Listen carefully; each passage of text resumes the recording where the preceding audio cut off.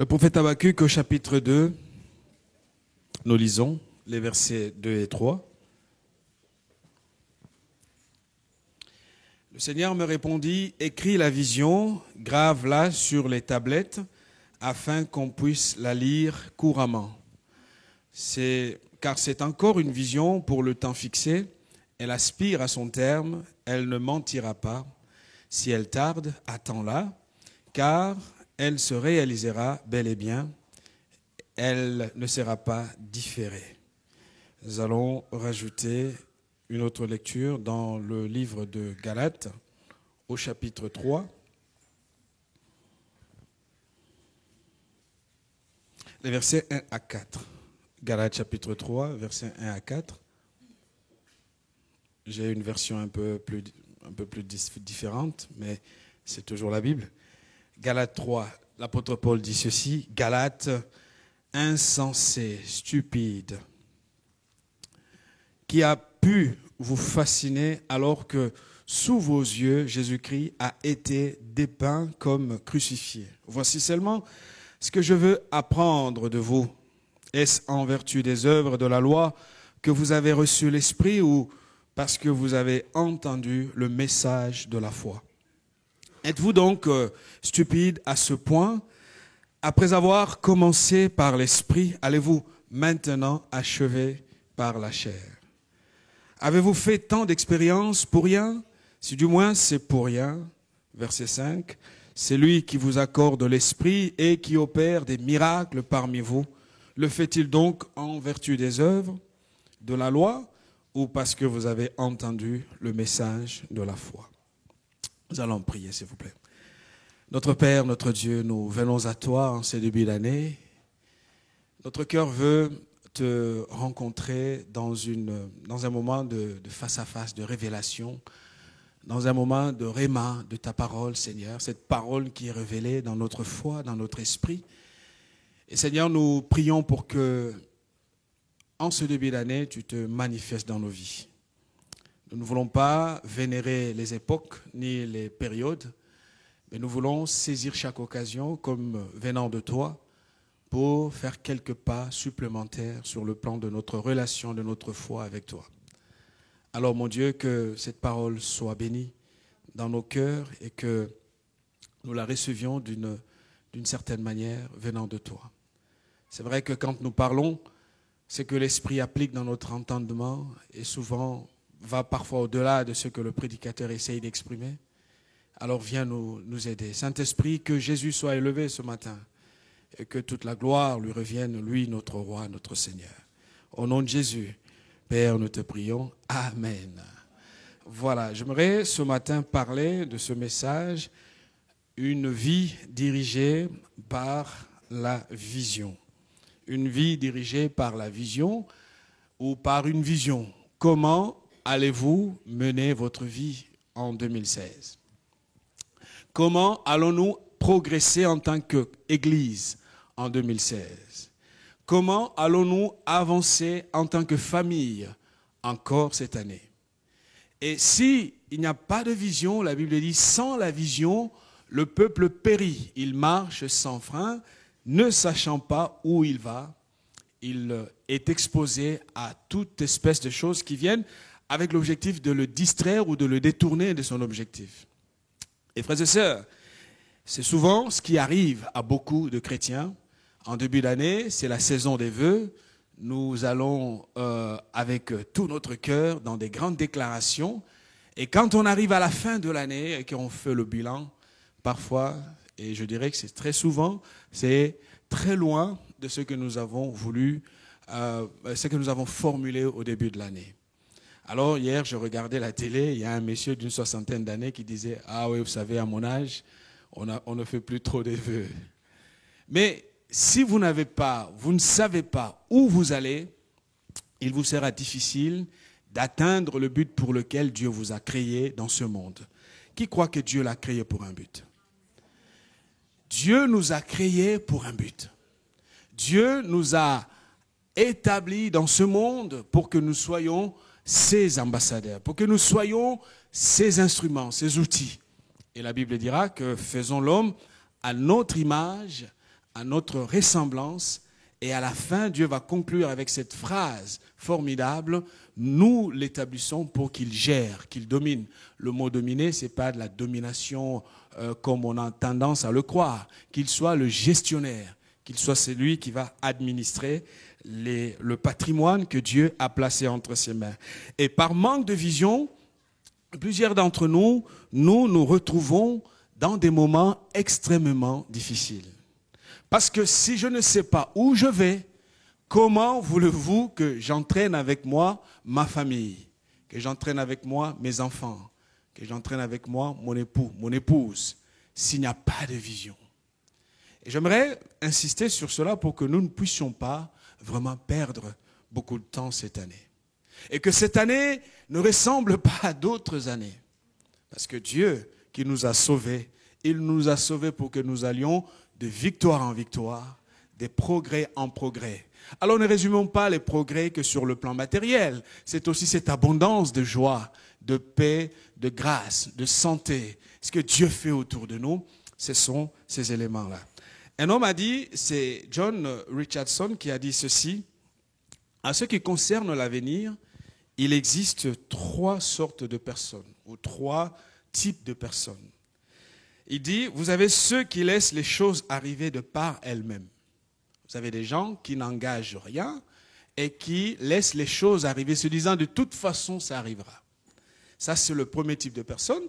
Et vous avez un deuxième type de personnes qui, au fait, sont ceux qui s'engagent pour que les choses arrivent. Ils sont participants, ils décident, ils travaillent pour que les choses arrivent. Et vous avez une troisième catégorie des personnes, c'est ceux qui contemplent les choses qui arrivent. Et ça, vous le rencontrerez partout. Vous avez des gens qui contemplent. De toute façon, quand ça se passera, ils se diront, mais bon, ah oui, mais c'est beau, c'est bien.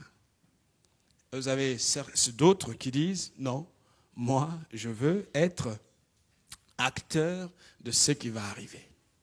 Je veux prendre ma part activement. Parce que ce que je contribue à bâtir fait en quelque sorte la fierté de ma présence sur terre. Parce que j'ai été créé à l'image de Dieu et je ne veux pas subir les choses, je veux être participant de ce qui se fait. Parce que frères et sœurs, je l'ai dit au début, Dieu nous a fait pour un but. Toi et moi, nous avons été créés pour une mission précise. Le jour où chacun accomplit sa part dans ce monde, Dieu le rappelle à lui. C'est pour cela que vous voyez dans la Bible que certains d'entre les martyrs ou les saints, la Bible dit que leurs œuvres les précèdent. Et j'aimerais, parce que souvent, nous qui sommes protestants, nous nous appuyons tellement sur le message de la grâce, oubliant qu'il y a aussi le message des œuvres. Qu'est-ce que j'ai fait de mon parcours terrestre ? Comment ai-je géré ma vie dans ce monde? Est-ce que j'avais une vision claire de où je devrais aller? Et qu'est-ce que j'ai mené comme action, comme acte pendant mon séjour terrestre pour que, arrivé devant le trône de la majesté divine, Dieu me dise, entre dans la joie de ton maître, bon et fidèle serviteur. Vous savez, il n'a pas dit, tu avais beaucoup de foi, tu as cru, tu étais formidable, tu priais beaucoup. Il lui dit, bon et fidèle serviteur. C'est l'idée du service, c'est l'idée de l'engagement, c'est l'idée de la consécration, c'est l'idée de l'implication. Et nous prions pour que cette année soit pour nous, à titre individuel, mais pour nous, à titre communautaire, une année de consécration, une année de mouvement, une année de vision, où nous ferons des pas supplémentaires avec le Seigneur, de manière à ce que la ville de Paris, là où Dieu nous a placé cet arrondissement, puisse voir le Dieu que nous prions dans ses murs. Alléluia. C'est très important. Mais pour que cela ait lieu, frères et sœurs, il faut que notre vie soit dirigée par une vision. Premier point, il faut s'asseoir et écrire la vision. Très souvent, nous courons sans cesse. Nous n'arrêtons de courir. Ce qui est exceptionnel, vous savez, la réalité parisienne, c'est qu'on court tout le temps. On court le matin pour aller au travail, on court le soir pour rentrer à la maison. Et il n'y a pas de vie. Et ce comportement est aussi palpable dans les églises. Nous sommes sans cesse en train de courir. En train de courir, oubliant que la course, un jour nous laisserons cette course. Le prophète, nous avons lu, le prophète Habakkuk, commence par cette parole. Dieu lui dit, l'Éternel m'adressa la parole et il dit, écris la prophétie. La version que j'ai utilisée, il y a la version qui dit, écris la vision. Le temps de t'asseoir, le temps de prendre, de réfléchir, d'écrire. Parce que si tu n'écris pas, tu ne pourras savoir ce que Dieu va faire. Et tu ne pourras jamais évaluer en âme et conscience ce que Dieu a fait dans ta vie. Grave-la sur des tables, des tablettes. Nous pouvons les graver même sur nos iPads ou des tablettes comme vous voulez, afin qu'on la lise couramment. Et le mot hébreu dit de façon à ce que ça soit clairement lisible, même de loin. Que quiconque passe par là sache ce qui est écrit. Et Dieu lui dit, grave là, afin qu'on la lise couramment, car c'est une prophétie, c'est une vision dont le temps est déjà fixé. Elle marche, cette vision, elle marche vers son terme. Et elle ne mentira pas. Si elle tarde, attends-la, car elle s'accomplira. Elle s'accomplira certainement. Alors, pour être plus fidèle avec le texte, ce que Dieu annonce au prophète Habakkuk, ça n'est pas une bonne nouvelle. Mais ça reste quand même la vision de ce qui arrive. Le dévoilement de l'avenir. Dieu lui dit, tu vas t'asseoir, tu vas écrire, tu vas t'asseoir, tu vas réfléchir, tu vas écrire, et quand tu l'écriras, écris-les de manière à ce que ça soit clairement lisible. Clairement lisible. Ainsi, frères et sœurs, vous avez des gens qui ont tellement du mal à écrire l'histoire de leur propre vie. Nous partons d'une activité à l'autre, d'une course à une autre course, pensant qu'à force de faire, nous allons combler tous les besoins du monde. Une vie qui est dirigée par une vision commence par comprendre que si je vis dans ce monde, si j'ai été créé, c'est parce que Dieu m'a envoyé pour un but. J'aime bien ce que dit la Bible au sujet de David. La Bible dit que David, après avoir servi au dessein de Dieu, il partit. Et imagine que toi et moi, aujourd'hui, nous mourons. Vous savez, la mort frappe à la porte de n'importe quelle vie sans sans information, vous savez, sans avertissement. Et si nous partons aujourd'hui, les gens qui resteront pourront-ils dire « Ils ont servi au dessein des dieux » et ils sont partis. Ou ça serait, c'était une maman qui n'avait jamais eu de temps pour ses enfants. Ou ce papa qui était toujours absent. Ou cet homme qui courait toujours après les biens de ce monde. S'asseoir, écrire la vision nous permet de comprendre que ce qui arrive n'arrive pas spontanément, mais je veux que ce qui va arriver fasse partie de l'appel de Dieu dans ma vie. Et vous savez, lorsque vous écrivez et que vous réfléchissez, vous faites le tri en même temps. Parce qu'on ne peut pas tout avoir. On ne peut pas tout avoir. Quand j'ai choisi d'avoir quelque chose, je rejette aussi d'autres choses. Et j'aime bien ce que disait quelqu'un, et ça, c'est un principe que j'ai bien aimé. Il disait, il faut savoir dire non à ce qui est bien pour dire oui à ce qui est meilleur. Il faut savoir dire non à ce qui est bon et dire oui à ce qui est meilleur. Parce que l'ennemi, la force de l'ennemi, c'est de nous distraire. Et la distraction, vous savez qu'il va envoyer quelque chose qui a l'apparence de ce que tu attendais. Et Paul disait qu'à cause de l'excellence qui est en Christ. Alléluia. À cause de l'excellence qui est en Christ, Paul a visé le meilleur. Être sacrificateur, ça n'était pas un problème. Être sadducéen, c'était un prestige, humainement parlant. Vous appartenez à la caste qui dirige dans le pays. C'est le pouvoir, c'est l'influence, c'est la gloire. Il côtoyait des experts. Mais il dira, à cause de l'excellence qui est en Christ, il va considérer comme la boue ce que le monde appelait standard de prestige. Frères et sœurs, parce que si vous vous jetez sur tout ce qui arrive, vous risquez de perdre le meilleur que Dieu a prévu pour vous. Et pour y arriver, pour être capable de refuser le bon en attendant le meilleur, il faut que je sois clair avec la vision de Dieu pour ma vie. Que je sois au clair par rapport à où je vais, à ce que je veux, à ce que je fais, aux décisions que je prends dès aujourd'hui. Il en est de même pour nous, Église de Dieu. Un peuple de Dieu. Il en est de même pour nous. Dieu dit au prophète, assieds-toi, écris, grave-le de façon lisible, visible, même de loin, que l'on sache ce qui va arriver. Il est très important, frères et sœurs, parce que l'avenir n'apparaît pas spontanément, l'avenir bon, je veux dire. Il est créé par des hommes et des femmes qui ont une vision claire et passionnante. Si nous parlons de Paul, c'est parce que Paul avait une vision claire et passionnante. Pour rien au monde, il aurait rejeté l'excellence qui était en Jésus-Christ.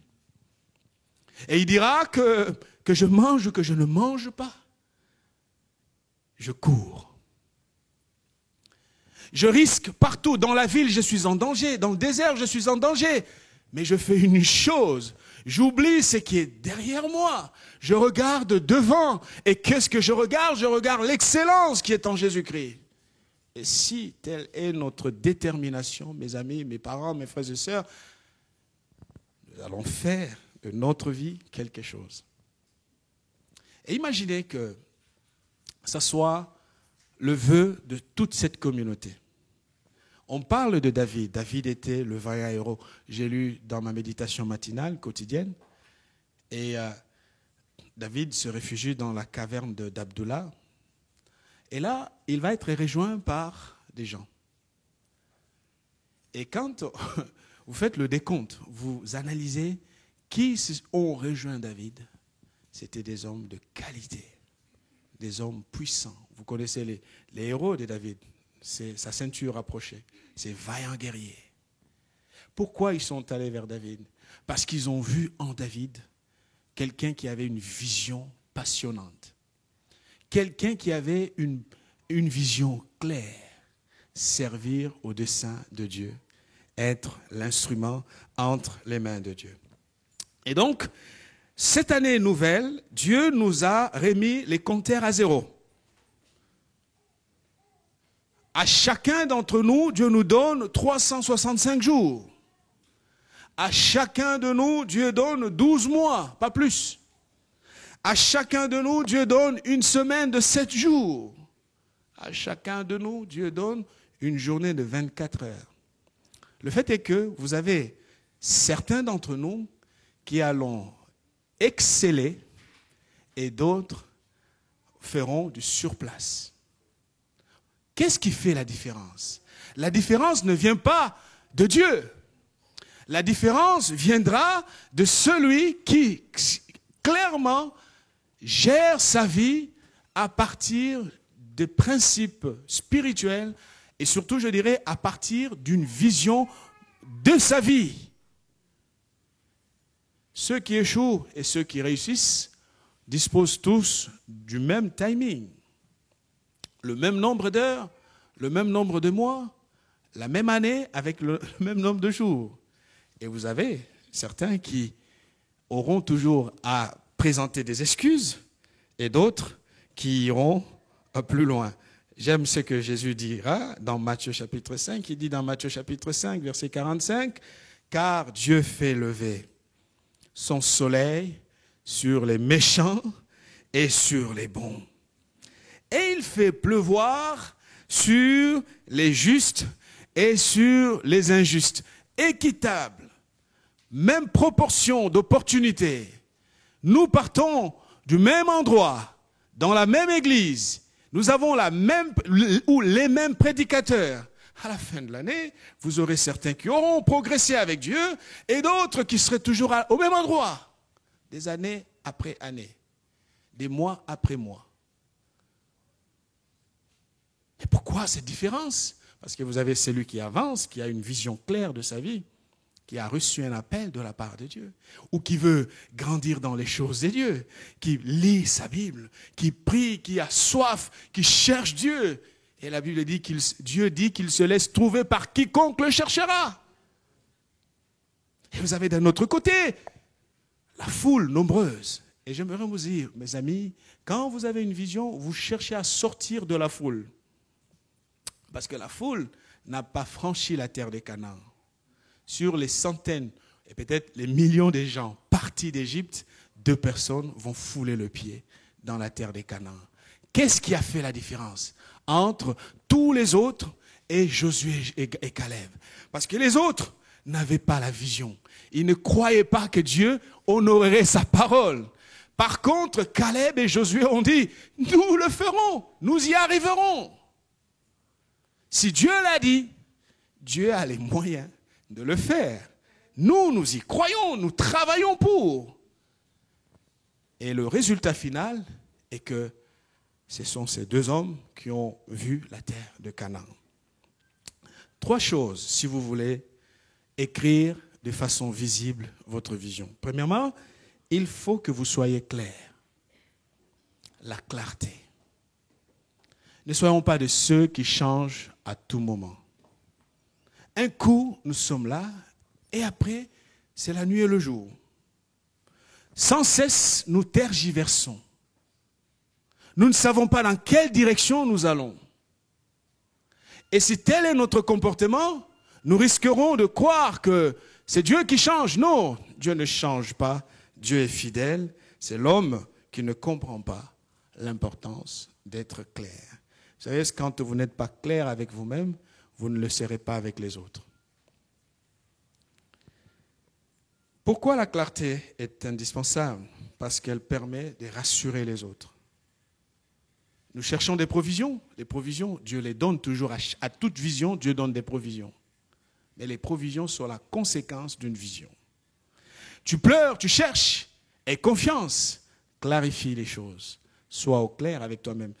Prenez Nombre chapitre 10, verset 29. Et là, nous avons un exemple de quelqu'un qui savait où il allait. Et ce n'est pas fondé sur un bon sentiment, mais basé sur une déclaration de Dieu d'abord, mais de quelqu'un qui croit. Nombre 10, 29. Qu'est-ce que Moïse va dire à son beau-père Hobab? Il lui dit ceci, il dit à son beau-père Hobab, dans Nombre 10, verset 29, il lui dit, « Nous partons pour le lieu dont l'Éternel a dit. » Nous partons. Sommes en chemin. Nous ne reviendrons plus en Égypte. Ça y est, c'est fini avec l'Égypte. Nous partons vers le lieu où Dieu a dit, je vous le donnerai. Dieu a dit qu'il nous le donnera. Nous sommes en mouvement. Et écoutez la phrase. Il dit, viens avec nous. Et nous te ferons du bien. Pourquoi? Parce que l'Éternel a promis de faire du bien à Israël. Bon, ils étaient en mouvement. Il n'a jamais regretté d'être sorti du pays d'Égypte. Il n'a jamais regretté le pouvoir, le prestige, la gloire qu'il avait en Égypte. Il savait où il allait. Et il pouvait dire aux autres, viens avec nous, nous te ferons du bien, parce que l'Éternel a promis de nous faire du bien. Lorsque vous écrivez la vision de votre vie, comment allez-vous passer cette année en tant qu'individu, en tant que famille, en tant que couple? Soyez clairs. Partez de la promesse de Dieu. Ayez confiance en Dieu. Même si les choses seront difficiles, mais ayez confiance au Seigneur. Si Dieu l'a dit, Dieu le fera. Parce qu'il est fidèle. Deuxième chose, nous avons besoin d'être en mouvement. Il faut le mouvement. On ne peut pas rester au même endroit d'éternité en éternité. Si cette année, tu n'as pas pu amener une âme au Seigneur, dis-toi, l'année 2016, c'est l'année qui vient de passer plus tôt, l'année 2016, je veux être en mouvement. Si l'année 2015, tu t'es encrouté dans un péché et que tu as pris plaisir à jouer avec le feu, cette année 2016, décide de dire à Dieu, Seigneur, je veux être en mouvement. Je vais bouger. Je vais avancer un peu avec toi. Je vais faire quelques pas dans ma vie. Parce que Josué 18, verset 3 nous dit, Josué 18, verset 3, Josué dit aux enfants d'Israël, jusqu'à quand négligerez-vous de prendre possession du pays que l'Éternel, le Dieu de vos pères, vous a donné?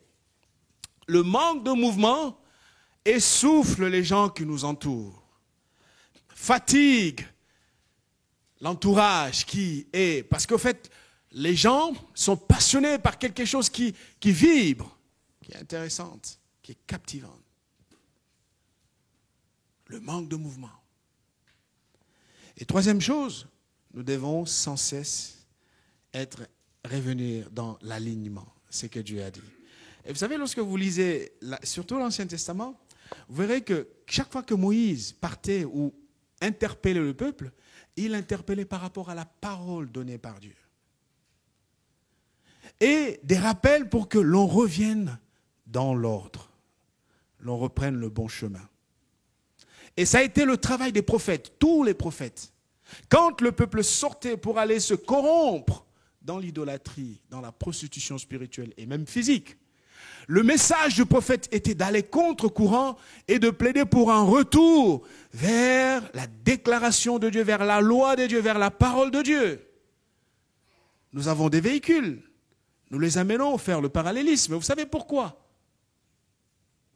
Si le mécanicien dit que votre voiture doit passer par faire le parallélisme des voitures, vous savez, hein, peut-être que vous voulez qu'avec des voitures neuves, mais il nous arrive parfois moi il m'est arrivé en tout cas de ramener ma vieille voiture au garage et on me dit non, on va faire le parallélisme. Ah, Raphaël me conforte, merci beaucoup. Pourquoi on fait le parallélisme des véhicules? Pour une bonne tenue de route. Parce que si la voiture, imaginez que votre roue gauche part à gauche et votre roue droite part à droite et que la carrosserie ne tient plus rien, il y a des risques. Il y a des risques. Vous allez sortir de la route, tuer les gens, ou même le véhicule lui-même ne sera plus stable. D'où le parallélisme de la voiture est très important. Il en est de même de nos vies spirituelles. Si je ne reviens pas dans l'alignement par rapport à la parole de Dieu, ou si ma vision s'écarte de la parole de Dieu, des consignes de Dieu, il y a des risques que je cause beaucoup de dégâts autour de moi. Deuxième chose, ou deuxième partie, nous avons besoin de bien définir la cible et ne pas perdre le but. C'est ce que l'apôtre Paul dit aux chrétiens des Galates. Il leur dit, ô Galates, Galates, vous êtes dépourvus de sens. Qui vous a fasciné? Qui vous a fasciné, vous, aux yeux de qui Jésus-Christ a été peint, a été décrit comme crucifié? Voici seulement ce que je vais apprendre de vous. Est-ce par les œuvres de la loi que vous avez reçu l'Esprit, ou par la prédication de la foi? Et l'apôtre d'enfoncer le clou. Êtes-vous tellement dépourvus de sens? Après avoir commencé par l'Esprit, voulez-vous maintenant finir par la chair? Avez-vous tant souffert en vain? Si toutefois c'est en vain, et il continue, avez-vous tant souffert en vain? Et si l'apôtre Paul interpelle les chrétiens de la ville de Galate, ou de Galatie, c'est que ces gens-là avaient fini par céder aux sirènes de la séduction. Ils avaient cédé à toute forme de tentation. Ils ont manqué la cible. Et le danger était tel que Paul a senti la nécessité d'expliquer. Il a même soupçonné une œuvre bizarre, spirituellement bizarre, une main de l'ennemi lui-même, le diable, en train de fasciner cette communauté qui a reçu le message authentique, le message véritable. Vous savez, il y a derrière certains comportements une action obscure. Alors pas forcément le sorcier qui est au village, mais le diable lui-même, qui veut et qui fait tout pour nous empêcher de vivre une vie qui est dirigée par la vision divine. Alors il va apporter, il va conduire vers nous tas de choses, beaucoup de choses qui ont pour objectif de nous éloigner du chemin que Dieu a voulu, ou Dieu a tracé pour nous. Parce que la vision, au moins, ce qui a le mérite d'une vision, c'est qu'elle me permet de savoir où est-ce que je vais. Je sais où je vais. Lorsque Paul traversait des moments difficiles, presque à la fin de sa vie, il dira à Timothée, je sais en qui j'ai cru. Je sais en qui j'ai cru. Il dit, celui en qui j'ai cru a les moyens, il a le pouvoir de garder fidèlement mon dépôt. Les Galates, les chrétiens de Galatie, étaient sous l'influence de l'ennemi. Lorsque vous marchez avec Dieu et que subitement un comportement, quelque chose, une situation viennent s'installer avec force et progressivement, vous sentez que je glisse, mais ressaisissez-vous. Si vous laissez ce glissement se produire, la finalité de ce glissement sera de vous éloigner totalement. Paul dit, vous avez été fascinés. Et Paul parle à des chrétiens nés de nouveau, remplis de l'esprit, des gens à qui il a communiqué le message de l'évangile, comme pour dire, frères et sœurs, nous devons toujours rester vigilants. Il dit, mais quelqu'un vous a fasciné, quelqu'un vous a envoûté. Il y a des versions qui disent, qui vous a envoûté, qui vous a séduit. Vous manquez à ce point d'intelligence. Vous voulez finir par la chair, après avoir commencé par l'esprit. Et la raison est que le manque d'une direction claire ouvre les portes à toute autre sollicitation de venir frapper à la porte de notre vie, parce que nous ne savons pas où nous allons. Et la conséquence logique, c'est que nous allons traîner, nous allons faire du surplace. Vous savez, lorsque nous lisons le livre des Actes des Apôtres, nous voyons qu'une communauté d'hommes, des gens qui n'étaient peut-être pas forcément, comme nous l'espérons, des gens riches, non, des gens simples, ils étaient simples mais passionnés par Dieu. La Bible dit, en 2 ans, ils ont évangélisé une région, la terre habitée, en fait, ça, toute la région qui était connue, occupée de l'époque. Parce qu'ils avaient cette passion d'apporter le message jusqu'aux confins de la terre. Et ils l'ont fait. Ils l'ont fait parce qu'ils y croyaient. Parce qu'ils savaient que Dieu était avec eux. Les tactiques du diable, frères et sœurs, c'est de nous détourner notre attention de l'essentiel. L'ennemi, pour t'attraper, pour t'avoir, pour te distraire, pour te détruire, il va détourner ton attention de ce qui est essentiel. C'est quoi l'essentiel? C'est la vision de Jésus-Christ dans notre vie. Vivre pour Christ, servir Jésus-Christ, marcher à sa suite, être avec lui. Alors, et comme pour les Galates, il va les plonger dans la contradiction. La contradiction par rapport à l'évangile. L'apôtre Paul disait que le diable n'a aucun pouvoir sur nous, et Jésus l'a dit, vous le savez. Si ce n'est celui que nous lui donnons nous-mêmes. Lorsque Balaam était incapable de maudire le peuple d'Israël, il arrive à la fin de son stratagème, il explique à Balak, le roi, si tu veux avoir ces gens, pousse-les dans la faute. Parce que ce que Dieu a béni, personne ne peut maudire. il y avait sur Israël la bénédiction de Dieu. Et le fait pour Dieu de placer sur son peuple la bénédiction, il était impossible à quiconque d'autre vienne maudire ce que Dieu a béni. Mais le mauvais prophète, connaissant, vous savez, quand il y a des lois, on crée toujours des exceptions aux lois. Il dit, il y a un truc, pousse-le dans la corruption, lui-même deviendra interdit et il se rendra coupable. Conseil, sexe, argent, drogue, ils se sont lancés dans les joies du monde et résultat, l'ennemi a mis la main sur eux parce qu'ils se sont rendus eux-mêmes coupables. Et Paul disait que l'accès que le diable a sur notre vie, c'est celui que nous lui donnons nous-mêmes. Vous voyez pourquoi il est important de rester concentré sur la vision que Dieu nous a tracée dans notre vie, ou ce que nous savons, ou nous croyons avoir reçu de la part de Dieu. Et c'est très important pour ne pas vivre dans la contradiction. Je ne peux pas attendre de Dieu les bénédictions et être dans le péché, dans la faute. Ça ne marche pas ensemble.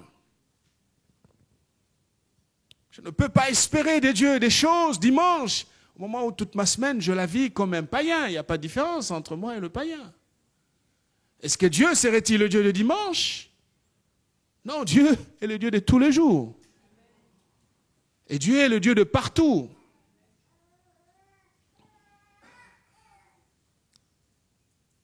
Je vais ouvrir une parenthèse au papa, vous qui êtes les chefs d'alliance. C'est que fait un papa? Ça ouvre la porte à toute la maison. Amen. Il faut faire attention. Vous invitez le mal dans votre maison. Et quand le diable entre dans la maison, il faut être fort pour le sortir à présent. Comprenons bien les choses de Dieu. Alléluia. Je vais terminer avec ce texte de Paul, parce que l'important est que chacun puisse recalibrer sa vie par rapport à la vision de Dieu. Paul dit dans 1 Corinthiens 9, versets 26 à 27. On va terminer par là. Et l'idée, frères et sœurs, c'est vraiment de comprendre. Dieu nous donne le même potentiel. Prenons du temps, asseyons-nous, écrivons visiblement. Et ça nous permet à la fin de l'année de faire le point. Sinon, ça sera toujours une litanie infinie des plaintes. Versets 26 à 27 dans Corinthiens 9, il dit, moi donc, Paul, il dit, je cours, non pas comme à l'aventure. Vous savez, il y a des gens qui ont fait de l'église un lieu d'aventure. Ou des gens qui prennent Dieu pour leurs copains.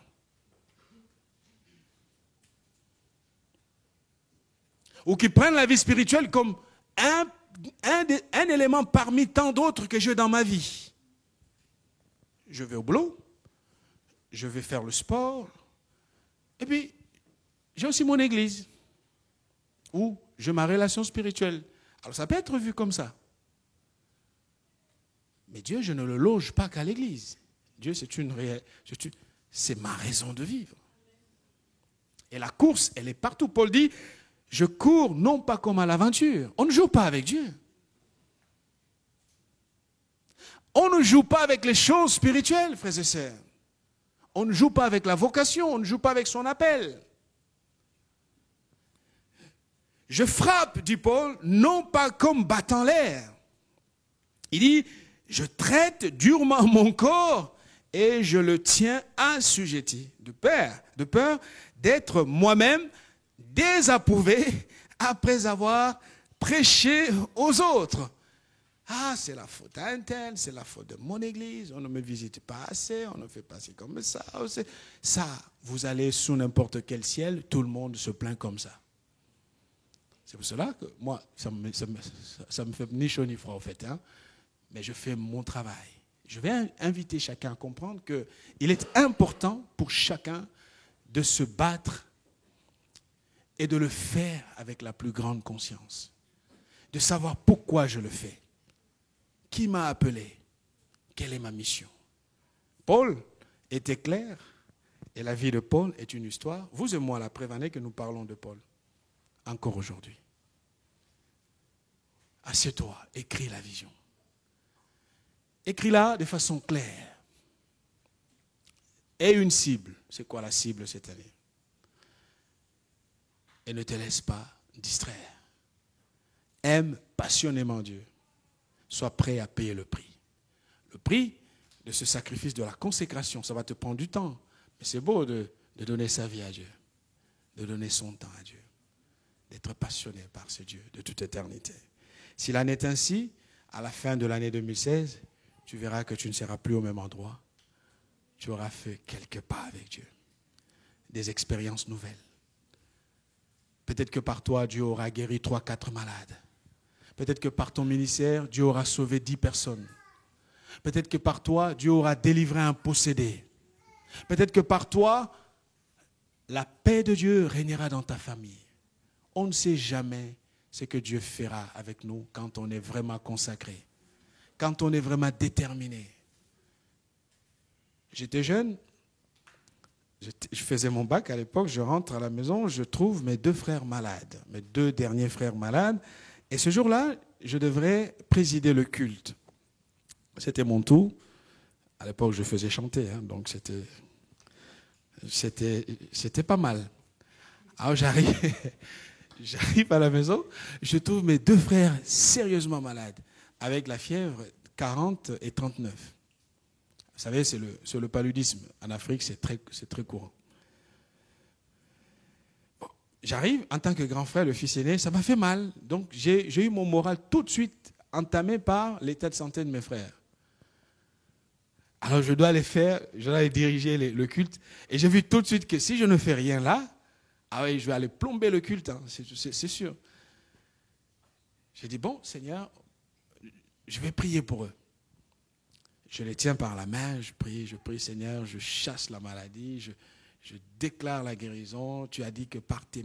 Ah, vous savez, je récite mes versets bibliques que je connais. Ben, j'ai que ça. Je récite mes versets bibliques et à la fin, je le crois. Alors, je t'ai porté... Vous savez, ça reste tes frères, on prie différemment. Et j'ai donné tout mon cœur. J'ai dit, au nom de Jésus, quand je reviendrai de l'église, vous serez debout. Je suis parti à l'église, je reviens à midi, ils étaient debout en train de jouer dans la cour. Ah ouais, quelque part j'ai dit, ah, mais c'est Dieu là, il est réel en fait.